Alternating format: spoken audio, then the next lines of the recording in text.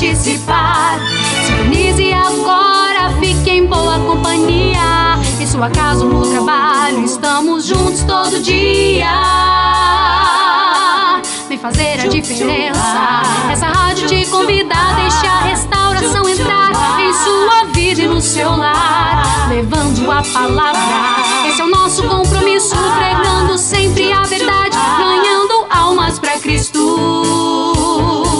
Então venha restaurar, venha louvar, venha participar. Vamos juntos caminhar. Então venha restaurar, venha louvar, venha participar. Restauração está no ar. Tito capítulo 2, versículos 11 e 12.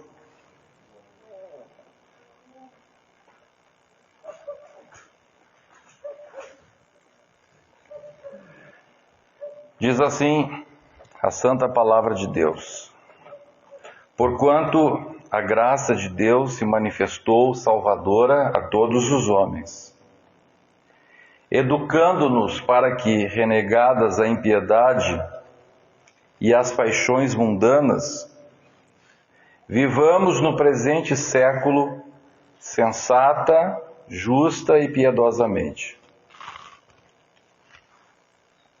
aguardando a bendita esperança e a manifestação da glória do nosso grande Deus e Salvador, Cristo Jesus, o qual a si mesmo se deu por nós, a fim de remir-nos de toda iniquidade e purificar para si mesmo um povo exclusivamente seu, zeloso de boas obras. Amém. Meus irmãos e minhas irmãs, a palavra de Deus está aqui nos mostrando de uma forma sucinta o glorioso projeto de Deus para a minha vida e para a sua vida. Já falamos diversas vezes sobre essa palavra, mas hoje eu vos trago algo novo, algo que Deus tem acrescentado ao meu coração mediante a revelação da palavra. Deus aqui está nos mostrando como que a graça de Deus se manifesta, como que este poder que Deus nos dá para a salvação, ao qual a Bíblia chama de graça, o que ele produz e como nós podemos ver ele agindo na nossa vida. Conforme o apóstolo Paulo escreveu na segunda carta aos Coríntios, no capítulo 6, a graça é o instrumento, é um poder que Deus dá para nós e que nós podemos recebê-lo em vão, ou podemos recebê-lo de maneira que ele tenha eficácia em nossa vida. Então nós podemos tomar duas atitudes em relação à graça de Deus. Podemos rejeitá-la, podemos recebê-la em vão, ou podemos adotá-la e podemos nos sujeitar à ação da graça de Deus. Quando alguém recebe a graça de Deus, mas a recebe em vão, a Bíblia chama esta pessoa de uma pessoa carnal. Portanto, nós temos três tipos de pessoas na terra em relação à graça de Deus. Nós temos o homem natural. O homem natural nunca recebeu a graça de Deus. Depois temos aqueles que recebem, que foram alcançados pela graça de Deus. E essas pessoas que recebem a graça de Deus, elas se dividem em dois tipos de pessoas. As carnais, que embora recebendo a graça de Deus, não aplicam, não permitem que a graça de Deus faça o que lhe é mister fazer na sua vida. E temos os espirituais, que são aqueles crentes que permitem que o Espírito de Deus haja na sua vida e que essa graça divina produza os efeitos que lhes são peculiares. A palavra de Deus então nos diz que quando nós recebemos a graça de Deus, e não a recebemos em vão, mas sim a recebemos com o devido valor que ela merece, essa graça de Deus, ela produz dois tipos de manifestação na nossa vida. A graça de Deus produz, primeiro, um poder para negar, e segundo, um poder para nos entregarmos, nos sujeitarmos a uma ação divina. Esta graça de Deus que Ele nos dá para que neguemos alguma coisa é chamada também de a graça santificadora negadora, ou santificação negadora. E a palavra de Deus diz-nos aqui então que esta graça negadora nos faz renegar a não piedade. Embora a versão portuguesa fale em impiedade, na verdade o correto seria a não piedade. Qual a diferença, pastor Humberto, entre ser ímpio e ser não pio? É bastante diferença. É a mesma diferença que existe entre ser imoral e ser amoral. Qual a diferença entre uma pessoa ser imoral e ser amoral? A pessoa imoral é aquela pessoa que é contra a moral, aquela pessoa que ofende a moral. Mas a pessoa amoral é a pessoa que não tem moral. Para ele, tanto faz, tanto fez. Então vamos pegar o exemplo de dois homens, o Pedro e o Paulo. O Pedro é um imoral. Como ele é um imoral, ele faz tudo aquilo que é contra a moral. Ele adultera, ele rouba, ele mente, ele engana, ele pratica homossexualismo, pratica qualquer tipo de coisa que é contra a moral.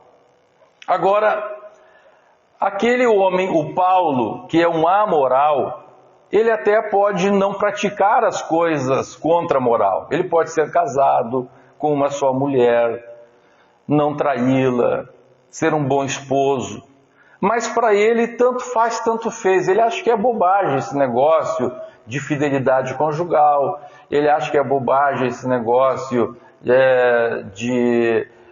o homem ter uma esposa só. Ele acha que isso é uma opção de cada um, não tem nada a ver. Então, um é imoral e o outro é amoral. E quando a palavra de Deus fala que nós devemos renegar a impiedade, a palavra de Deus está usando aqui no grego a palavra grega azebeia. E a palavra azebeia no grego significa justamente isto, não piedoso. Porque a palavra, o prefixo a no grego, usado em amoral, significa não. Então, quando a palavra de Deus está usando aqui, no capítulo 2, versículo 12, que a graça de Deus nos faz renegar a azebeia, ou a não piedade, a palavra de Deus está mostrando que a pessoa sem a graça de Deus, a pessoa sem a graça de Deus, ele não é que ele seja contra a piedade, mas para ele a piedade é uma coisa indiferente. E o que é piedade? A palavra piedade significa uma vida de devoção a Deus. Então, a palavra de Deus diz que a primeira coisa que a graça de Deus faz ou produz na nossa vida é nós renegar uma vida sem devoção a Deus. Em outras passagens, o apóstolo Paulo, ele chama isso de uma vida alheia à vida de Deus. São pessoas que não é que sejam contra Deus, mas são alheios à vida de Deus. São indiferentes à vida de Deus. Então a palavra de Deus nos mostra que a primeira coisa que a graça de Deus produz na nossa vida É nós renegarmos desta vida alheia à vida de Deus. Então há pessoas que não são contra Deus. Há pessoas que têm um estilo de vida que até é um estilo de vida aceitável, elogiável, mas elas não se devotam a Deus. Para elas ir na igreja ou não ir é a mesma coisa. Para essas pessoas orar e não orar é a mesma coisa. Para essas pessoas buscar a Deus ou não buscar é a mesma coisa. Se eles passarem uma semana sem ir na igreja, tanto faz. Se passar 15 dias, não tem problema. Se passam 2, 3 dias sem dobrar os joelhos, sem buscar a Deus, se passa um dia sem orar, para eles tanto faz. Isto é uma vida piedosa, uma vida sem devoção. Então, muitas vezes, as pessoas que rejeitam a graça de Deus, os crentes que naufragam na graça de Deus, não é que eles sejam contra Deus, não é que eles sejam pecadores, não é que eles levem uma vida ímpia, mas eles acabam levando uma vida não pia. Quantos compreendem e digam amém? Então veja, quando nós não renegamos esta vida que deixa Deus de fora, isso é sinal que estamos nos tornando crentes carnais. O crente carnal que rejeita a graça de Deus, ele começa por aí, ele não começa pecando, ele não começa adulterando, ele não começa roubando, não. Ele começa deixando de ser devoto. Ele começa deixando de ter um devocional diário na sua vida. Ele começa levando a sua vida como se Deus não existisse. Ou como se a sua vida cristã fosse algo sem importância. Aqui que começa a destruição da vida de um crente. Aqui que começa a negação da graça de Deus, ao invés de negar aquilo que a graça de Deus quer que neguemos. Então a palavra de Deus diz que a primeira coisa que a graça de Deus faz para a nossa vida é justamente isto. É nós renegarmos um estilo de vida, um padrão de vida na nossa vida pessoal, na nossa vida familiar, que deixe Deus de fora. Que esqueça aquele sentimento de adoração a Deus. Agora vocês vão entender bem claramente o que a palavra de Deus está falando, quando eu trazer à memória de vocês a vida de alguém que recebe o primeiro impacto da graça de Deus. Quando é que nós recebemos o primeiro impacto da graça de Deus? É quando aceitamos Jesus. E quando aceitamos Jesus e somos perdoados dos nossos pecados, da nossa vida terrível que levávamos, o que acontece? Surge na nossa vida um princípio ou uma realidade, um fenômeno bíblico que a Bíblia chama de primeiro amor. Jesus disse: a quem muito é perdoado, muito ama. Então, quando a pessoa recebe essa libertação, vem na sua vida o que a Bíblia chama de primeiro amor. E qual é a evidência do primeiro amor na vida de uma pessoa? Uma das evidências é justamente esta devoção. Você olha para uma pessoa que é recém-convertida. Olha para uma pessoa que está no seu primeiro amor. Eu pergunto, ele vem na igreja uma vez por semana ou não? Não, se ele puder, ele vive na igreja. Se puder, ele mora na igreja. Ele quer estar todos os dias na igreja. Qual é a conversa dele? Uma pessoa que aceita Jesus, está no primeiro amor. Qual é a conversa dele? Ele chega na casa dele, ele quer converter todo mundo à força. Ele quer provar por A mais B que se a pessoa não aceitar Jesus, vai para o inferno. Ele só quer saber de orar. Ele toma um propósito de ler toda a Bíblia e começa a ler a Bíblia de Gênesis, Apocalipse. O que é isto? Isto justamente é a manifestação da graça de Deus, o fazendo renegar uma vida que até então vivia alheia à vida de Deus. Quem pode compreender agora, diga amém. Amém. Glória a Deus, ficou claro? Agora veja, o apóstolo Paulo fala, ou melhor, apóstolo Paulo não, o apóstolo João escreve uma carta que o próprio Senhor Jesus lhe ditou para o pastor da igreja em Éfeso. E o que havia com o pastor da igreja em Éfeso? O pastor da igreja em Éfeso era pecador? Não, a Bíblia diz que o Senhor Jesus admirava as suas boas obras. E pelo contrário, as suas obras ainda eram mais intensas do que antes. Mas o que o Senhor Jesus diz para aquele pastor? Eu tenho contra ti que tu abandonaste o teu primeiro amor. Veja, aquele pastor e aquela igreja não era uma igreja pecadora, não era uma igreja que tinha abandonado a sã doutrina, não era uma igreja que estava entrando numa vida de pecado, mas eles estavam deixando uma vida de devoção. Quem sabe naquela igreja de Éfeso, antes, os crentes passavam 2 dias por semana em jejum, agora estavam passando só 1. Quem sabe naquela igreja de Éfeso, antes tinha culto 7 dias por semana, agora tinha só 3.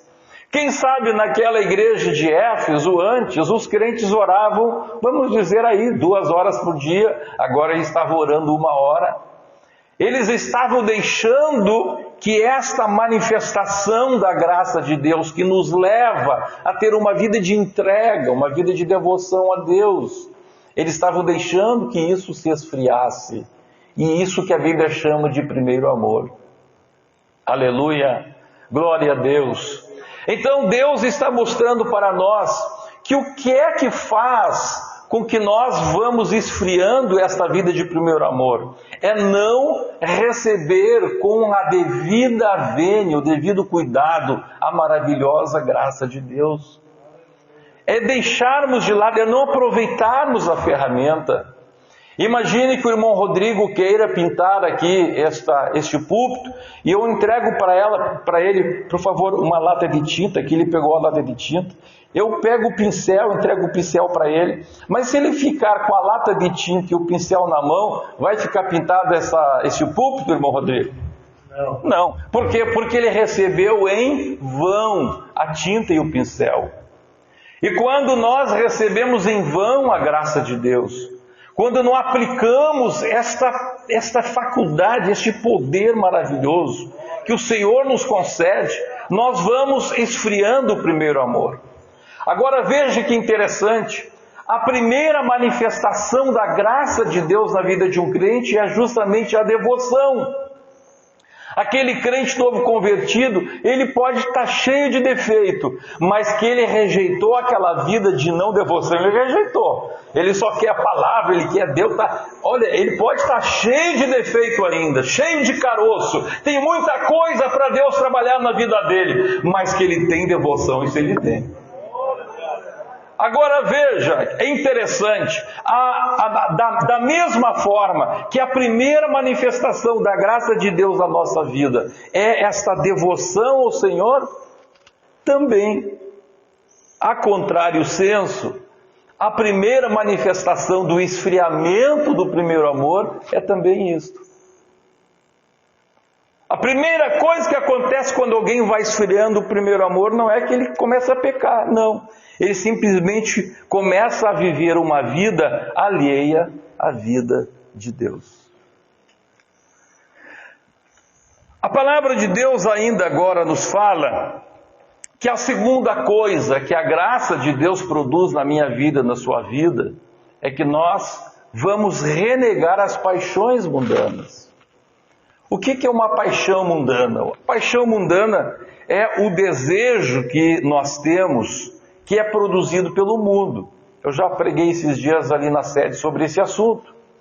Existem desejos que é Deus que produz na minha vida, tanto direta quanto indiretamente. Existem desejos, por exemplo, o desejo de comer. Isso é nato no ser humano, é Deus que produz na minha vida. Existe ainda que indiretamente, mas foi Deus que produziu. Existem os desejos que são comunicados por Deus ao nosso espírito. Esses vêm diretamente de Deus. E nós temos este desejo, por exemplo, de orar. O desejo de orar é posto diretamente por Deus. O desejo de ler a Bíblia é posto diretamente por Deus. O direito de ganhar almas é posto diretamente por Deus. Então há desejos que Deus coloca, quer indiretamente por meio da natureza, quer diretamente por meio de nosso espírito.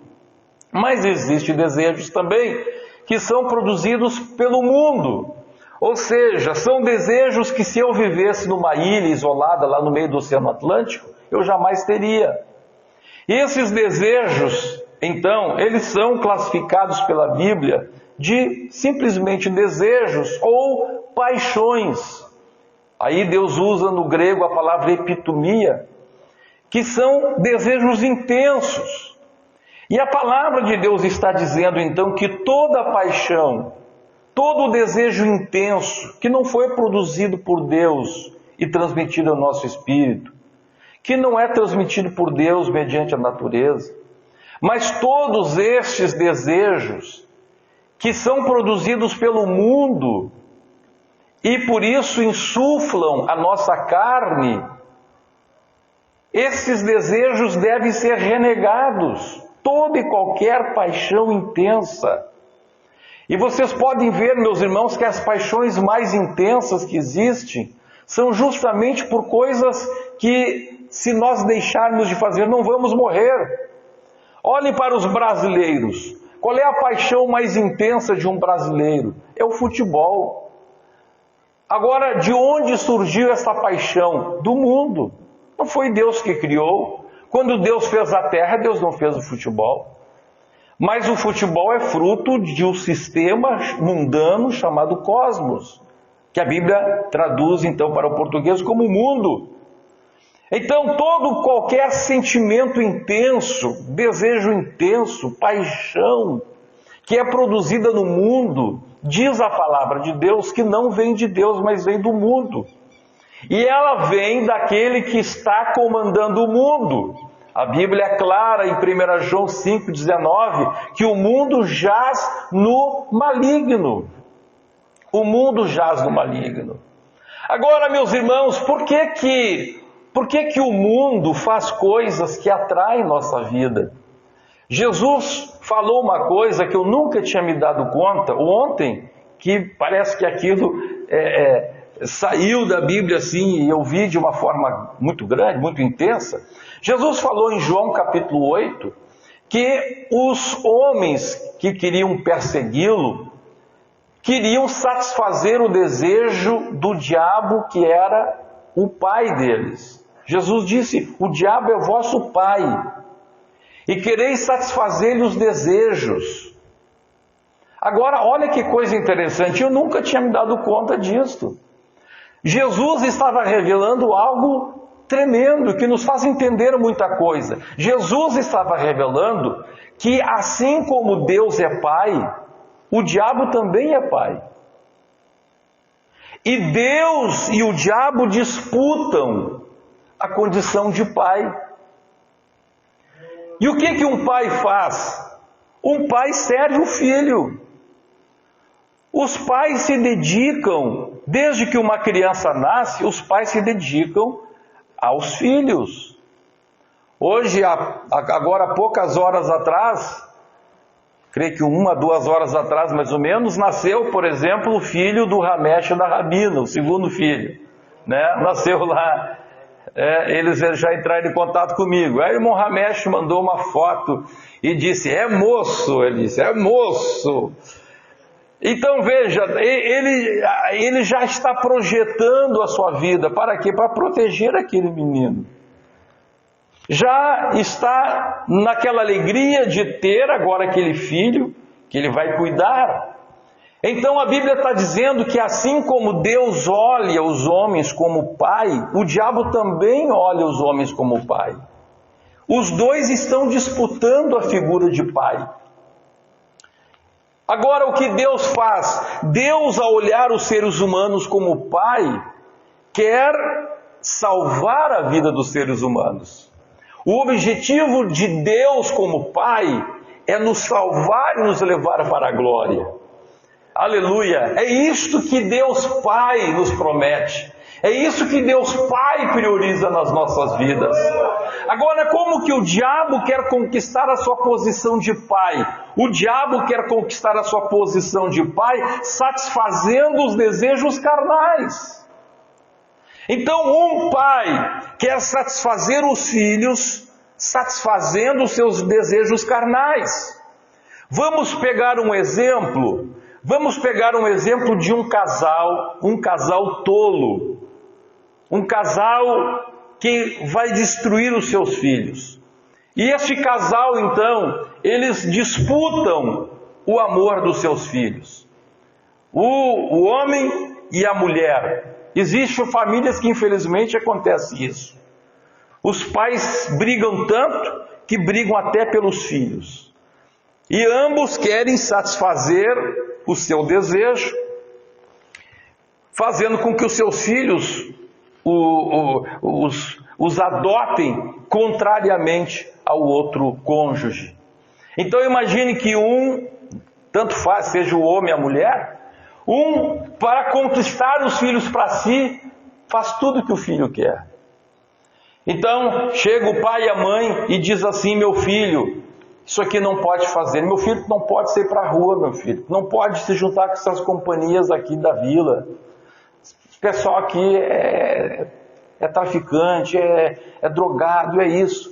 Aí chega o outro e para conquistar diz assim: não, meu filho, o pai ou a mãe é muito quadradão mesmo, não, tu pode sair, tu vais. Então tudo que um fala o outro desfaz. Para quê? Para conquistar para si. Então é mais ou menos isso que acontece entre Deus e o diabo. Deus, Ele está olhando a eternidade. Deus está olhando aquilo que realmente vale a pena. Deus está olhando uma vida longe do inferno e perto do céu. Deus está olhando uma vida de eterna felicidade. Oh, glória a Deus! E Deus está dizendo para alguém: seja meu filho, eu sou teu pai, eu quero te dar a eternidade. Mas chega o diabo e diz assim: eu sou teu pai, eu quero satisfazer tudo que tu queres, os desejos da tua carne. Então Jesus dá-nos essa revelação tremenda. Para mim foi tremenda isto. Eu nunca tinha me dado conta que o diabo também quer ser pai. Agora a palavra de Deus então está dizendo que para que eu não tenha o diabo como pai, o que eu tenho que fazer? Eu tenho que detectar todo o desejo que surge a partir do mundo. Eu tenho que entender: esse desejo é produzido por alguém que é meu inimigo. Oh, glória a Deus! Todo o desejo intenso, toda a paixão produzida por alguma coisa lá do mundo, eu tenho que renegar. E a graça de Deus me dá este poder. Então vamos ver pessoas que estão presas nas mídias sociais. Pessoas que são aprisionadas lá no Instagram. Tem aquele desejo intenso. Ele levanta a primeira coisa, e não é só Instagram, Facebook, não. Até WhatsApp, seja o que for. Ele se levanta, parece algo irresistível que o atrai ao celular. Então isso é uma epitomia, isso é uma paixão. Isso é um desejo intenso. E vem de onde esse desejo, irmão Rodrigo?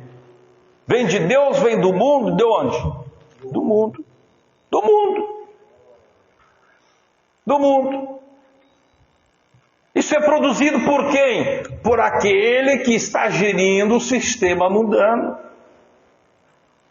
O que é que nos pode fazer livre disto? O poder da graça de Deus.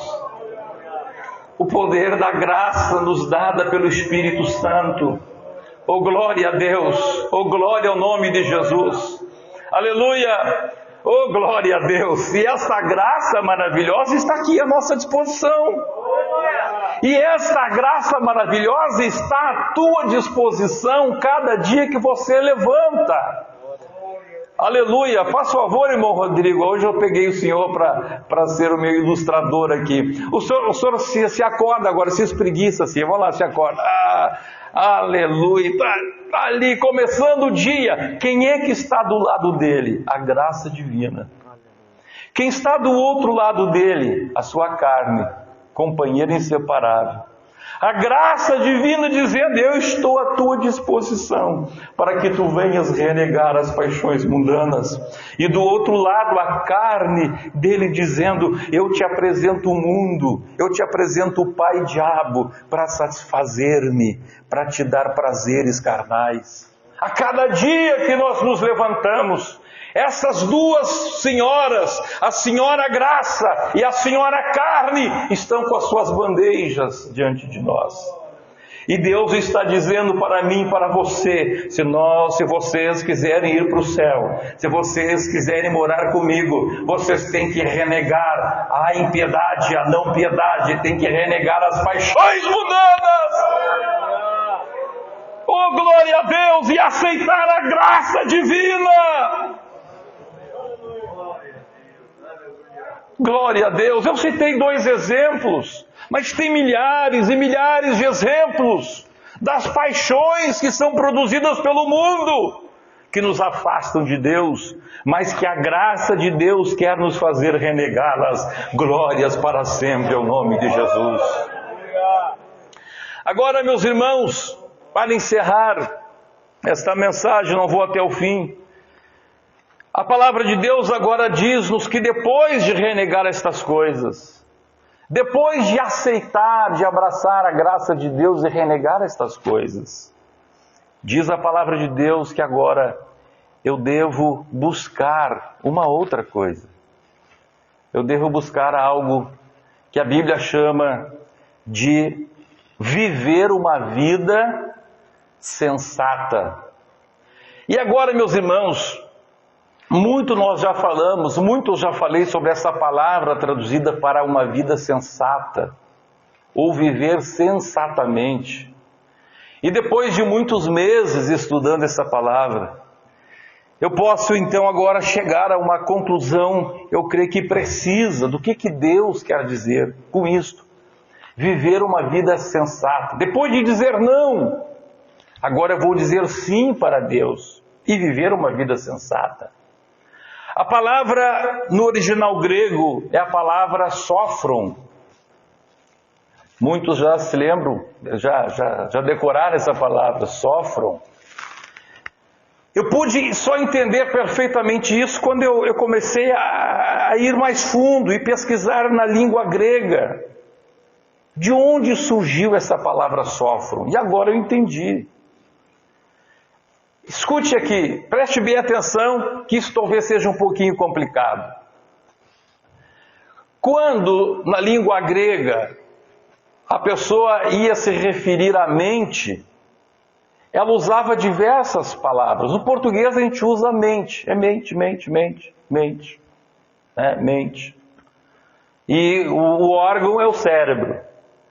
Mas aqui a gente fala mente. No máximo a gente fala entendimento. Mas na língua grega, a língua grega era muito precisa. E a língua grega, ela usava uma palavra específica para cada função da mente. Então, no grego a palavra nous, por exemplo, falava de mente como mente, a mente sendo o órgão central do pensamento humano. Já quando eles queriam falar da mente em movimento, da mente em funcionamento, da mente em raciocínio, eles usavam uma outra palavra. Quando eles queriam falar da mente que está analisando alguma coisa, aí eles usavam uma outra palavra. Não vou dizer aqui as palavras gregas, isso é só confundir a mente de vocês. E assim por diante. Então, cada coisa que a mente fazia, e eles iriam se referir à mente com aquela função, eles mudavam a palavra. E existia no grego uma palavra que eles usavam para a mente quando eles queriam se referir à mente como a mente se auto-julgando. Quando eles queriam se referir à mente, quando a mente se autoanalisando, se autocontrolando. E esta palavrinha que eles usavam para a mente, quando queriam falar da mente nesse sentido, se auto-julgando, se autocontendo, se autoanalisando, era a palavra frem. Por que frem? Por que eles usavam a palavra frem? Porque no grego a palavra freio é a palavra fraus. Então, como o freio é fraus, e eles queriam então usar a mente como freio, como o órgão que vai julgar, que vai se autoanalisar, então eles usaram a palavra frem. Daí, frem no grego, vem também frenos no latim. Vem freno em italiano, freno em espanhol, freio em português. Quem está entendendo, diga amém. Ah, que ficou fácil. Então, frem, freio. Frem, freio. Então, quando os gregos queriam usar a palavra frem, ou melhor, quando eles usavam a palavra frem, a pessoa pensava, a mente que freia, a mente que se auto-julga, a mente que se controla, a mente que se autoanalisa. Oh, glórias ao nome do Senhor. Agora, meus irmãos, como que funciona a frem do ser humano natural, que não tem Deus? A palavra de Deus diz que a mente do homem natural, que não tem Deus, ela é obscurecida, ela é cega por Satanás, ela é endurecida. Como que a Bíblia fala também? A Bíblia fala sobre a mente do homem carnal, do crente carnal. A Bíblia diz que a mente do crente carnal, ela é corrompida, ela é suja, ela é autodestrutiva. Então veja, mesmo que uma pessoa aí no mundo, mesmo que uma pessoa no mundo use a mente como freio, os freios dela, as balacas estão tudo queimadas já. O freio está tudo corrompido. O carnal também, um dia até trocaram as balacas do freio dele lá, as lonas de freio, mas ele passou lá por uma poça de óleo lá e estragou. O freio está estragado. A mente não consegue mais se autoavaliar. Por esta razão que Paulo, quando escreve para os Coríntios, na palavra que a gente lê todos os meses na Santa Ceia, ele diz assim, olha, se vocês julgassem a vocês mesmos, não seriam julgados. Por isso ele diz, examine-se o homem a si mesmo. Mas esse examinar-se a si mesmo, se o freio estiver estragado, não adianta. Se o freio não estiver de acordo com os freios de Deus, não adianta. Então, esta palavra freio, e quando a mente funciona freando, então lá no grego usavam a palavra froneu. Frem, a mente que julga. Froneu, a mente que se autoanalisa. Então a palavra de Deus usa muito essa expressão froneu e traduz aqui no português para cogitar. Então, por exemplo, quando a Bíblia fala lá em Romanos capítulo 8 e no versículo 5, vamos ler Romanos 8, 5, para que vocês entendam isto. Glória a Jesus. Romanos capítulo 8 e versículo 5 diz assim, porque os que se inclinam para a carne, cogitam das coisas da carne. Essa palavra aqui, cogitar, é a palavra froneu. Então o que Deus está dizendo, irmão Rodrigo? Deus está dizendo que a pessoa que é carnal, a pessoa que se inclina para a carne, quando ele vai froneu, ou seja, quando ele vai se autoanalisar, quando ele vai se autoexaminar, ele se autoexamina de acordo com o quê? De acordo com a sua própria carne. Por isso que uma pessoa, um carnal, você vai conversar com ele e diz assim, aí eu estou certo. Ele não aceita os teus argumentos. Diz para um carnal que ele está errado. Diz para um carnal que ele tem que orar mais. Diz para um carnal que ele tem que ler mais a Bíblia. Ele vai dizer, não, tá bom assim. Por quê? Porque ele vai se froneu, ele vai se frear, ele vai se autoanalisar de acordo com os parâmetros da sua própria carne. Quem está entendendo isso, diga amém. Aleluia! A régua que ele usa é uma régua torta. Imagine, meus irmãos, imagine se eu chegar, se esse pau aqui estiver meio torto, e eu chegar para alguém e dizer assim, ó, essa coluna está torta.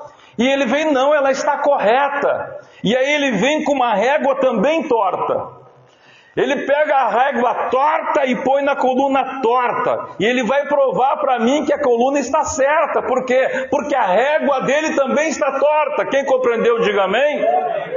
É isso que a palavra de Deus está dizendo. A palavra de Deus está dizendo que o homem carnal, aquela pessoa que quer a carne, que se inclina para a carne, ele vai se autoanalisar também conforme a carne. Então diz a palavra de Deus no versículo 6, no versículo 7, por isso que a carne não consegue se sujeitar a Deus e nem mesmo pode. Por quê? Porque Deus é a régua correta e a carne é a régua torta. Deus é o freio estalando, bom, novinho, você mal pisa assim, ele já freia. Mas a carne é aquele freio estragado que você pisa lá no fundo e vai bater, o carro não para.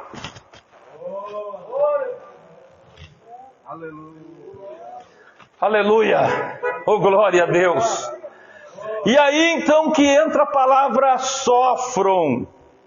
O que é a palavra sofram? A palavra sofram veio da aglutinação de duas palavras no grego. Da palavra sozo, daí que vem o so, e da palavra fron, ou froneu, ou frem, que é a mente que se autoanalisa. O que é a palavra sozo, então, que vem na frente de fron, para ficar sofron? A palavra sozo, no grego, significa restaurar, significa curar, significa salvar, glória a Deus. Então, o que Deus está dizendo? Deus está dizendo que a maravilhosa graça dele, ela salva o nosso freio, ela renova o freio, ela restaura o freio.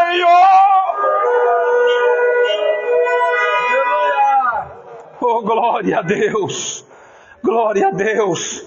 Deus está dizendo então que o princípio da santificação positiva, o princípio da santificação positiva é justamente a gente receber de Deus, mediante a sua graça, esta nova capacidade de frear, de nos autoavaliarmos, de nos autoanalisarmos, de controlar a nossa própria mente e o nosso corpo, mediante uma régua restaurada, mediante um sistema de freios restaurado, mediante, aleluia, glória a Deus, mediante um sistema de autoanálise, não mais conforme a carne, mas conforme Deus, conforme a palavra de Deus.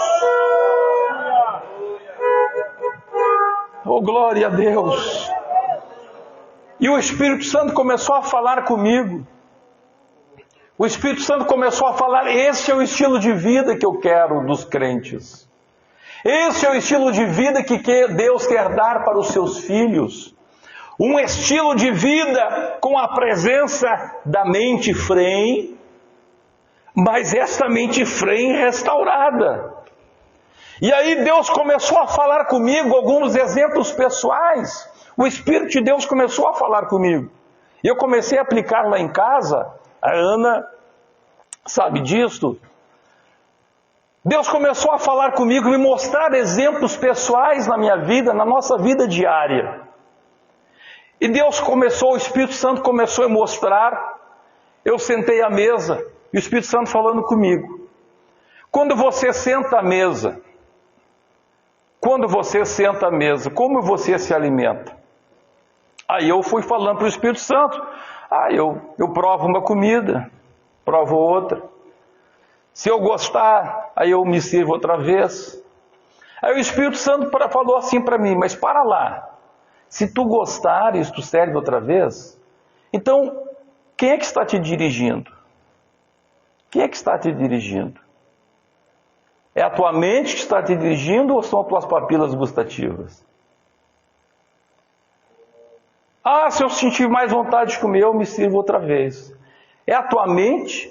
Tu estás levando um sistema de vida sófron, controlado pela mente ou controlado pelo estômago? E eu comecei a ver de misericórdia, Senhor. Misericórdia. Agora eu mudei a minha vida. Já de alguns dias para cá, creio que umas 10 dias por aí, quando Deus me mostrou isso, eu disse, mas para lá, eu tenho que levar uma vida sófron. Eu tenho que levar uma vida determinada pela minha mente, restaurada pelo Espírito. Agora eu acho diferente, estou fazendo diferente. E já estou perdendo peso por isso. Eu sento à mesa, eu penso assim, eu tenho que comer carboidrato, eu tenho que comer proteína, tenho que comer fibra. Eu olho para a comida e digo, eu vou comer então 1 colher disto, 2 colheres disto, isto e aquele outro. Então veja, antes de comer com a boca e com o estômago, eu comi com a mente. E eu disse, isto aqui é o que me satisfaz, isso é o que eu preciso, pronto. Eu satisfiz a minha mente. Satisfiz a minha mente, então agora eu vou comer. Eu vou comer aquilo que satisfez a minha mente, restaurada pelo Espírito de Deus. Oh, glória a Deus! Agora veja, você vai no mercado. Irmãos, se nós aplicarmos isso na nossa vida, a nossa vida vai mudar completamente. Você vai no mercado. Antes de ir no mercado, se você seguir a graça de Deus na sua vida, você vai comprar primeiro com a mente. Mas se você não comprar com a mente, você vai comprar com os olhos. Você vai chegar no mercado e vai olhar, que legal isso aqui, põe no carrinho. Que interessante isso aqui, põe no carrinho. Que bonito isso aqui, põe no carrinho. Como está barato isso aqui, nem precisa daquilo, mas está barato. Põe no carrinho. O que vai acontecer com você? Vai levar bobagem para casa? Vai gastar mais do que deveria gastar? Vai depois se queixar? Vai chegar em casa, o teu marido vai brigar contigo ainda? Porque você gastou mais do que deveria, né? Que confusão! Tudo porque não foi uma pessoa sófron. Tudo porque não aceitou a graça de Deus na sua vida, que naquela manhã, quando você se acordou, estava com uma bandeja diante de você, dizendo, eu posso te dar o controle da tua mente sobre ela mesmo, e da tua mente sobre o teu corpo. Oh, glória a Deus! Aleluia! Aleluia!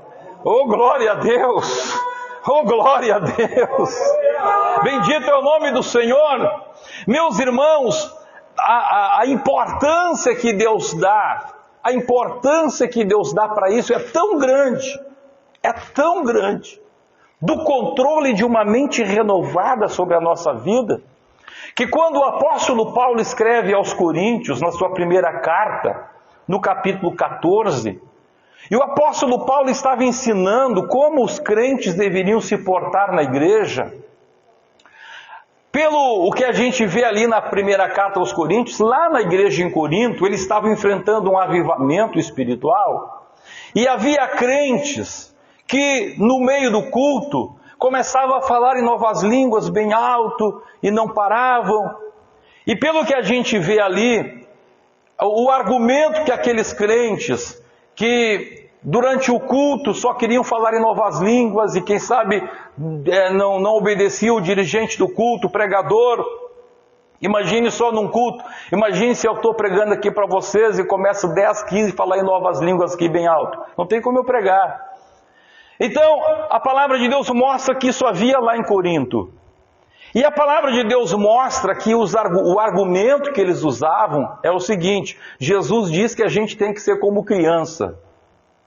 Aí o apóstolo Paulo escreve para eles, dizia assim: olha, nós temos que ser criança na maldade. O que Jesus quis dizer ser criança é ser criança para fazer maldade. Uma criança não tem maldade na sua mente. Mas ele disse assim: criança na maldade, mas não criança no freio. Aí usa a palavrinha freio ali, que no português é traduzido para juízo.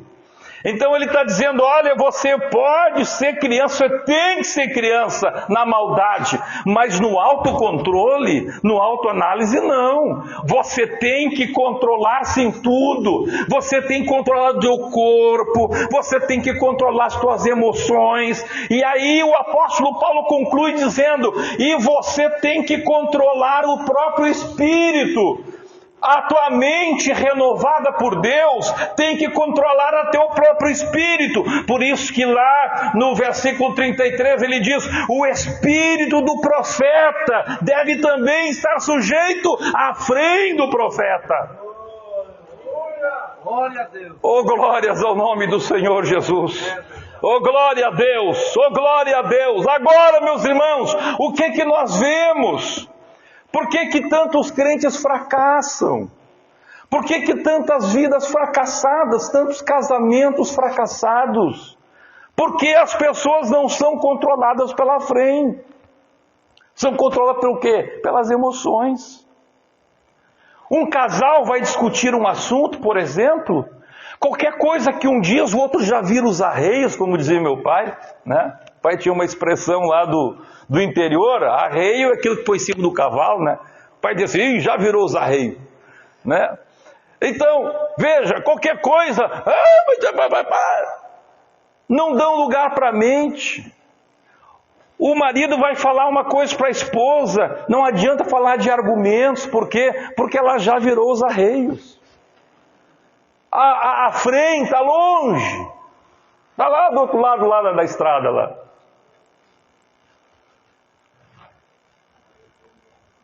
Vidas fracassadas, que não levam um estilo de vida, sofram de uma mente que se autoanalisa, de uma mente que consegue parar, uma mente que consegue ouvir o que o outro está falando, uma mente que ouve o que o outro está dizendo e não o que ele pensa que o outro diz. Vidas desgraçadas, famílias destruídas, vidas espirituais postas no lixo, chamadas tremendas da parte de Deus colocadas no lixo.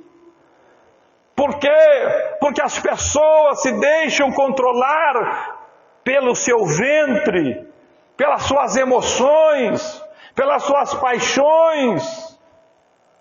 Porque falam para depois pensar, em vez de pensar para depois falar. Deus está mostrando para nós que tudo que nós vamos fazer, devemos fazer primeiro com uma mente iluminada pelo Espírito Santo. Você não pode falar com a boca, você tem que falar primeiro com a mente. Você não pode olhar para os olhos, você tem que olhar primeiro com a mente. Por isso o salmista disse: eu não colocarei coisa má diante dos meus olhos. Agora, como que as pessoas fazem? As pessoas olham primeiro com os olhos. Está lá passando na internet e vê uma manchete lá, uma manchete chamativa. O que é manchete chamativa? Aquilo que a tua carne é mais forte. Se a tua carne é forte na questão de fofoca, você vai querer lá descobrir como é que está a casa do Big Brother. Se a tua mente é forte na competição, se a tua carne, melhor, é forte na competição, você vai ser a manchete atraente de um time de futebol. Se a tua carne é forte na área sexual, a manchete atraente vai ser a fulana lá apareceu de biquíni. E aí você vê aquilo, aí você olha com os olhos, você clica ali. Aí depois que você olhou com os olhos, aí que você vai analisar com a mente, mas aí é tarde. Aí a tua mente está lá dizendo, você errou, você pecou. E aí você diz assim, já que eu pequei, vou olhar mais um pouco mesmo. Então Deus está dizendo que o estilo de vida que eu tenho que levar, o estilo de vida que a graça de Deus me faz levar, é um estilo de vida que Deus vai na frente, atrás de Deus vai a minha mente. Deus até rimou, que bonito, né? Viu? Deus vai na frente, atrás de Deus a minha mente. Vamos dizer juntos? 1, 2, 3. Deus vai na frente, atrás de Deus a minha mente. Oh, glória a Deus! Eu vou primeiro olhar com a mente, depois eu vou olhar com os olhos. Eu primeiro vou comprar com a mente, depois eu vou lá no mercado comprar com a mão. Eu primeiro vou comer com a mente, depois eu vou sentar à mesa, depois de sentar à mesa, eu vou comer com a mente, para depois comer com a boca. Eu vou ter um estilo de vida. Isso é um estilo de vida. Não adianta, meus irmãos, nós queremos lutar contra o pecado tomado individualmente, não. Eu tenho que olhar a coisa como um todo. Eu tenho que entender que isto faz parte de um sistema. Ou eu me rendo ao sistema deste mundo, ou eu me rendo ao sistema criado por Deus na sua palavra. E o sistema e o estilo de vida que Deus está nos ordenando, nos dando, nos capacitando mediante a sua graça, é um estilo de vida comandado pela minha mente.